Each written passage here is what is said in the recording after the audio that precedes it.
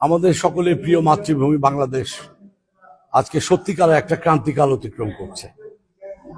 1971 সালে আমরা যেই শক্তিকে পরাজিত করে জাতির পিতা বঙ্গবন্ধু শেখ মুজিবের নেতৃত্বে স্বাধীন সার্বভৌম রাষ্ট্র গঠন করেছিলাম এবং তাকে হত্যার মধ্য দিয়ে আবার যে বাঙালি জাতির বাংলাদেশের উল্টো পথে যাত্রা শুরু হয়েছিল, সেই যাত্রায় আবার বঙ্গবন্ধু কন্যার নেতৃত্বে বাংলাদেশ ঘুরে দাঁড়িয়েছিল।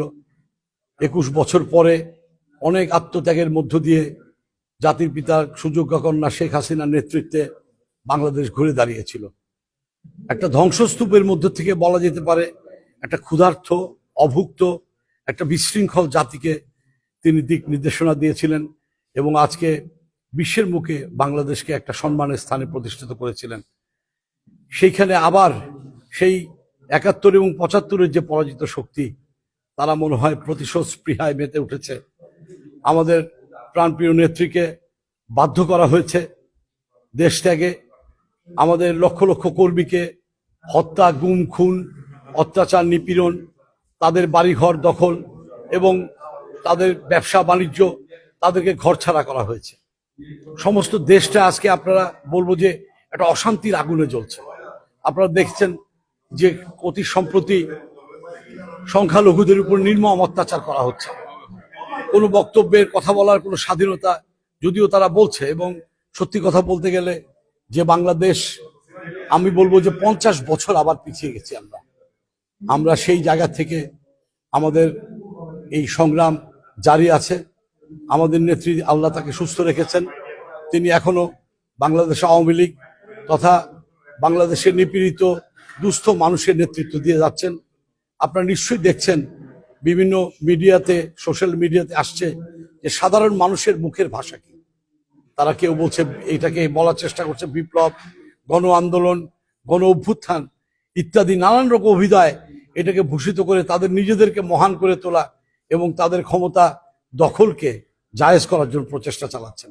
কিন্তু আপনারা যদি দেখেন যে সাধারণ মানুষ কি বলছে এবং যে গণ অভ্যুত্থানের কথা তারা বলছে, তথাকথিত বিপ্লবের কথা বলছে খুবই হাস্যকর ভাবে, সেখানে কিন্তু সাধারণ মানুষের, গণমানুষের কোনো অংশগ্রহণ ছিল না।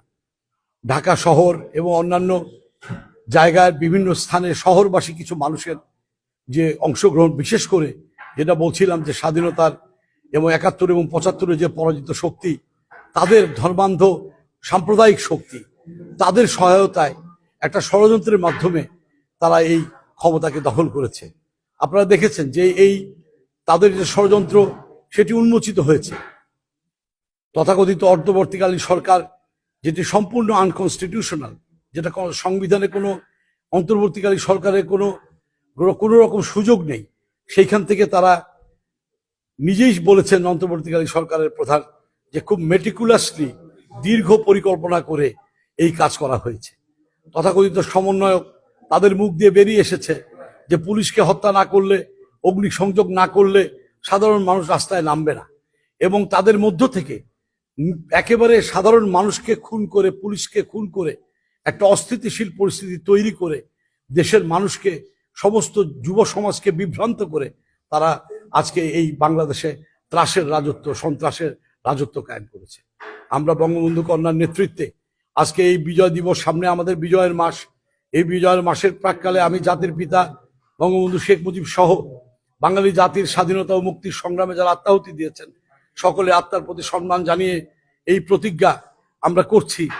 আজকে লন্ডন আওয়ামী লীগের, বিশেষ করে সমস্ত নেতাকর্মী, ইউরোপ আওয়ামী লীগের নেতাকর্মী, আমাদের ইউএসএ আওয়ামী লীগের নেতাকর্মী এবং সারা বিশ্বে যত, আমি বলবো যে সাম্প্রদায়িক, অসাম্প্রদায়িক শক্তি যারা আমাদের রয়েছেন, সকলেই আজকে প্রতিজ্ঞাবদ্ধ হয়েছে, সকলেই যার যার অবস্থান থেকে কাজ করছে। নিশ্চয়ই আমরা এই অশুভ শক্তিকে পরাজিত করব এবং বঙ্গবন্ধু কন্যার নেতৃত্বে বাংলাদেশের মানুষ আবার একটি শান্তি, শৃঙ্খলা, উন্নতি, অগ্রগতি এবং আত্মমর্যাদাশীল জাতি হিসেবে বাঙালি জাতি, বাংলাদেশ প্রতিষ্ঠা পাবে। এটি হচ্ছে আমাদের প্রতিজ্ঞা।